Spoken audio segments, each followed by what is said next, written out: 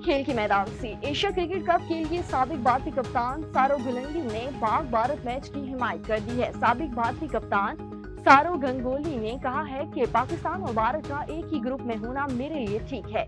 पहलगाम जैसा वाकया नहीं होना चाहिए, खेल जारी रहना चाहिए, दहशतगर्दी नहीं होनी चाहिए, इसको रोकना चाहिए। पाकिस्तान शाही सिंह दौरा इंग्लैंड के दौरान प्रोफेशनल काउंटी सिलेक्ट 11 के खिलाफ वनडे सीरीज 2-1 से जीत ली। Pakistan Shahi Singh professional county club select 11 को तीसरे वनडे में 5 विकेटों से शिकस्त दे दी। पाकिस्तान शाहीन सिंह 261 रन का हदफ 44वें ओवर में 5 विकेटों के नुकसान पर हासिल किया। पाकिस्तान शाहीन की जानिब से आजान अवैस 88, हैदर अली 85 रन बनाकर नुमाया रहे।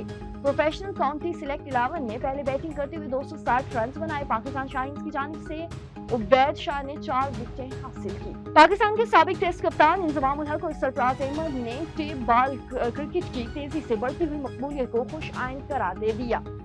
कराची में टेप बॉल टूर्नामेंट के फाइनल की तकरीब में इजहार ख्याल करते हुए पाकिस्तान क्रिकेट टीम के साबिक हेड कोच और साबिक चीफ सिलेक्टर इंजमाम उल हक ने कहा है कि उनके दौर में हार्ड बॉल क्रिकेट टूर्नामेंट में भी 50 लाख रुपए इनामी रकम नहीं होती थी। उन्होंने कहा कि अच्छी बात है कि अगर शायकीन भी बहुत बड़ी तादाद में टेप बॉल के मुकाबले देखने के लिए स्टेडियम्स का रुख करते हैं। टेप बॉल के नामवर खिलाड़ियों की अवामी मकबूलियत भी काबिल फख्र है। इस मौके पर साबिक टेस्ट कप्तान सरफराज अहमद ने अपने ख्यालात का इजहार करते हुए कहा कि उन्होंने अपने इब्तदाई दौर में सड़कों पर बहुत टेप बॉल क्रिकेट खेली और आज इस मकाम पर पहुंचे।